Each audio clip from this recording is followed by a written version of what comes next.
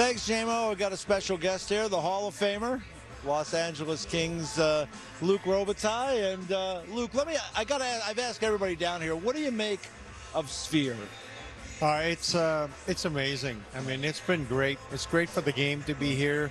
I actually was here last year to see you two. Okay. It's just a cool place. Yeah. I always tell my friend, you got to come here one time just to see this. It's amazing. Something special. I think the league has done an unbelievable job here today and last night putting this thing together. Let me ask you too, at the start, you guys made a pretty big announcement with their uniform.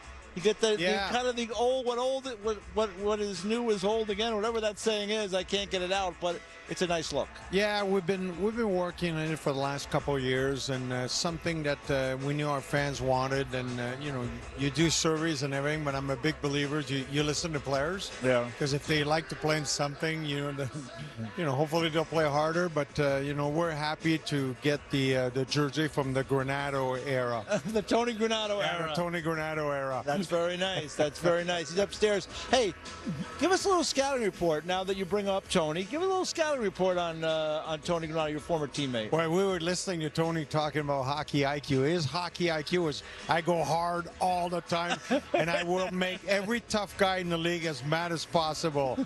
He's the only guy I've seen made Marty McSorley wanted to kill him. Then I remember playing in Detroit, we said, whatever we do, let Probert sleep tonight. Don't bother him. And then Tony's whacking him on top of the feet in the first face-off. And next thing you know, Probert wanted to fight all of our tough guys. So he dragged you all into it. Yeah. He dragged you. I was at that game at Madison Square Garden when Marty McSorley kind of went off the deep end. I do remember. It was not pretty. Luckily, Tony did live to tell about it, and he's with us upstairs. Let me ask you about your team here. You made a little bit of a transaction today. You pick up Jeannot from Tampa Bay. What do you think he adds to the mix? I mean, Rob Blake made it clear at the end of the season. He wanted our team to be, first of all, be uncomfortable and to come into camp. It's not enough the way we've been, and at the same time, we want to make other teams uncomfortable. And getting a player at the level of Tanner Jeannot, like the way he plays the game, he plays hard. It fits the way we want our team and the expectations for next year. Luc, going back to your career, you were drafted. You were a very late draft pick.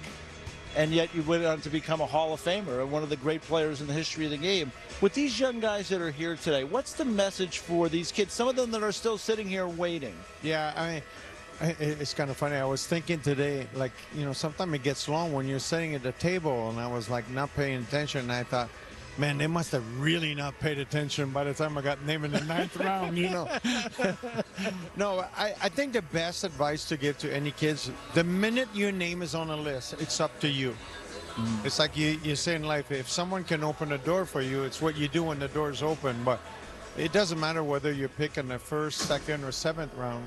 Your name's on the list, so someone's going to have to look at you. Now it's up to you to make your way, into the league. Yeah, so it's an interesting day here at the draft. I always love it because it's a day of hope for the teams, for the players moving forward. One quick one for you as we let you go.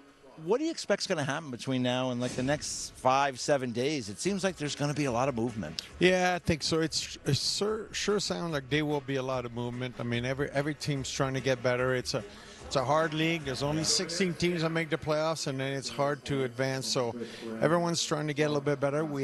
Every team's got a little bit more cap space than we're seeing where things are going to be in the next 2-3 years. So we expect some movement, and it should be exciting for the fans. All right. Well, Luc, thanks so much for the time. We appreciate it. Thanks for the scouting report on our guy, Tony Granato. Now I know. Just be careful, because he's still... Be careful. You never know where he'll piss you off. That's right. That's right. Luc Robitaille, the LA Kings Hall of Famer, one of the greats. Thanks for the time, Luc.